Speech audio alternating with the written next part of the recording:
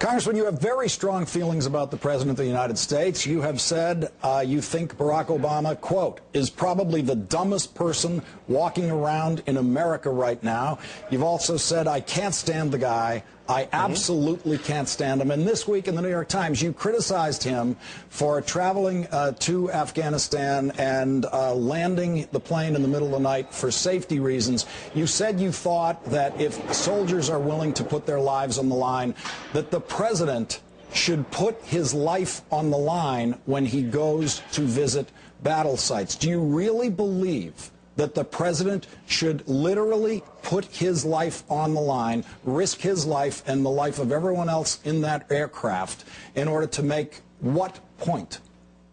Well, I guess I'm coming from the fact that I was a commander on the ground, and I think one of the most important things is that leadership is by example.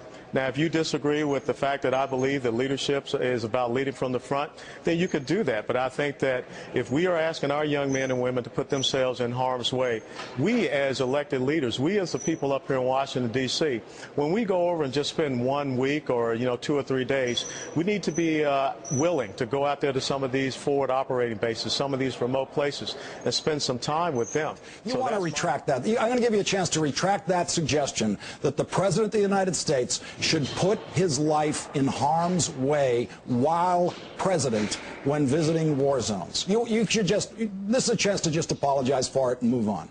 Lawrence, I'm not going to retract that statement because I would tell you this. If I was sitting at 1600 Pennsylvania Avenue, I would fly into a combat theater and I would get out there and visit those troops wherever they are. That's just the type of leader that I am, and that's what I believe in. And that's the type of leadership that was instilled in me and my father, who when I was commissioned as a second lieutenant back in 1982, they said that the #1 job for you, Lieutenant West, is to take care of your man, especially when you go into combat. Okay, and in your lifetime, just so we get the record straight, you've never, ever seen a president do what you're suggesting a president should do. Never once.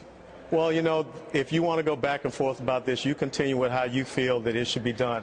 But I'm sticking with my guns and saying that sometimes you have to have a different style of leadership. And I think that our men and women in combat require individuals that are willing to go out there and be with them in harm's way at times. And understand this, no one is going to allow the President of the United States to be in a dangerous situation. All right, I'll take that as your apology. I'll take that statement as your retraction. Congressman Allen West, Tea Party Republican of Florida, thank you very much for joining us tonight. Well, you have a great night. Thank you.